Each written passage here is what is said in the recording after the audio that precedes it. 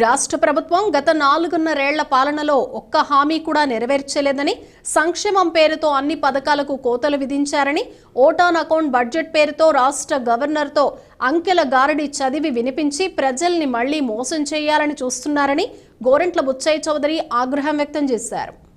చివరికి గవర్నర్ ప్రసంగంలో కూడా అబద్ధాలు చెప్పించే దుస్థితికి జగన్ ప్రభుత్వం దిగజారిపోయిందని, అబద్ధాలు చదువుతున్న భావనతో రాష్ట్ర గవర్నర్ 4 గ్లాసుల నీళ్లు తాగారని ఎద్దేవా చేశారు.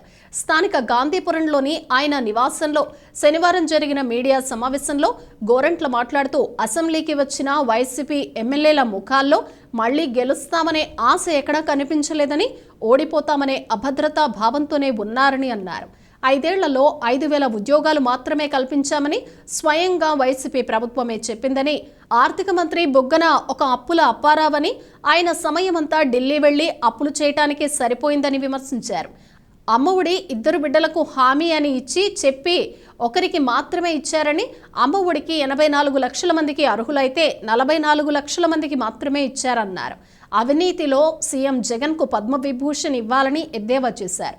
బీజేపీతో పొత్తు ఇంకా ఖరారు కాలేదని, బీజేపీతో కలవటమా లేదా బయట నుంచి మద్దతు ఇవ్వటమా అనేది ఇంకా నిర్ణయం అవ్వాల్సి ఉందన్నారు.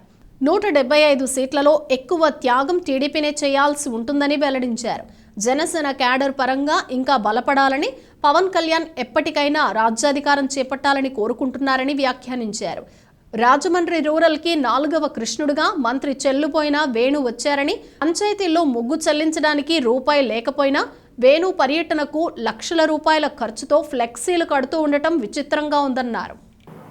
ఆఖరి రోజునైతే అసలు కోరం లేదు, 5 ఉన్నారు, మేము 12 మంది ఉన్నాం, 5 ఉన్నారు, కోరం లేక 20 నిమిషాలు బెల్లం మోగుతానే ఉంది.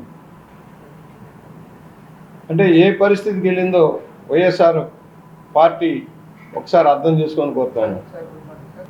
గవర్నర్ గారి ప్రసంగం 20 నిమిషాలు ఆలస్యం.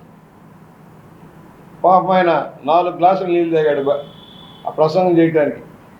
ఆ తప్పుల్ని, అవాస్తవాలని జీర్ణించుకోలేక, ఉద్యోగ కల్పనకు సంబంధించి ముఖ్యమంత్రి గారు 2.5 లక్షల ప్రభుత్వ పోస్టులు ఖాళీగా ఉన్నాయి, అధికారంలో రావడంతో మొదటి సంతకం పెట్టాలి. చాలా వాటికి చెప్పాడు మొదటి సంతకం అని. మొదటి సంతకం పెట్టి ఉద్యోగాలు కల్పిస్తానని చెప్పిన పెద్ద మనిషి ఒక్క ఉద్యోగమైనా కల్పించాడా? ప్రతిపక్ష నాయకుడికి మైక్ ఇచ్చారా? డిప్యూటీ లీడర్లైన మాకు మైక్ ఇచ్చారా? మాట్లాడనిచ్చారా? అసెంబ్లీని గ్రాప్ చేశారు మీరు. వివిధ రాష్ట్ర ప్రాయోజిత పథకాలతో కేంద్ర ప్రాయోజిత పథకాలు మిళితమై ఉన్నాయి. అమ్మఒడి అన్నావు, ఎన్నికల ముందు ఎంతమందికైనా ఇస్తాను అమ్మ చెల్లెని బొగ్గలు లేమిరావు, వచ్చాక ఎంతమందికి ఇచ్చావు? ఒక్కళ్ళకన్నావు.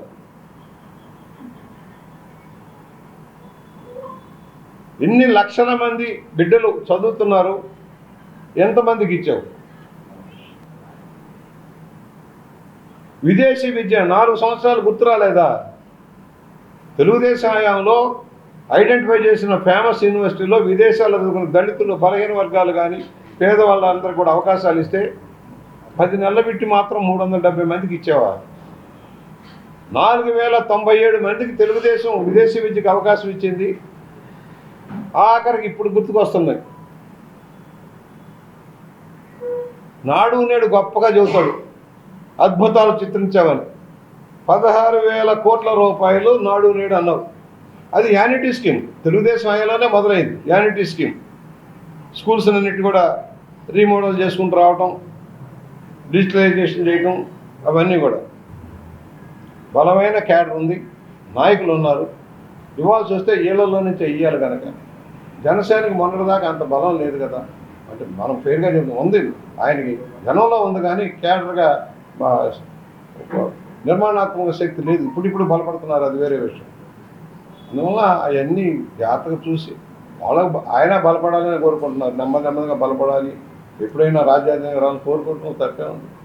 బల్బు మారితే మార్చడానికి డబ్బులు లేవు, కానీ మరి కొత్త ఇన్ఛార్జి గారు పర్యటన చేస్తే మాత్రం లక్ష అడగండి మీరు సెక్రటరీని, 1,50,000 2 లక్షల రూపాయలు పాపం పూలు చల్లటానికో ఆయన ఫ్లెక్సీలు వేయటానికో పంచాయతీ డబ్బులతోటే. అధికారంలో రాకతలికే ఎమ్మెల్యే కాకతలికే వీళ్ళతోటి ఇంత ఖర్చు పెట్టిస్తూ ఉంటే రేపు అధికారంలోకి వస్తే అధికార దుర్వినియోగం ఎలా ఉంటుందో లెక్కేసుకోండి.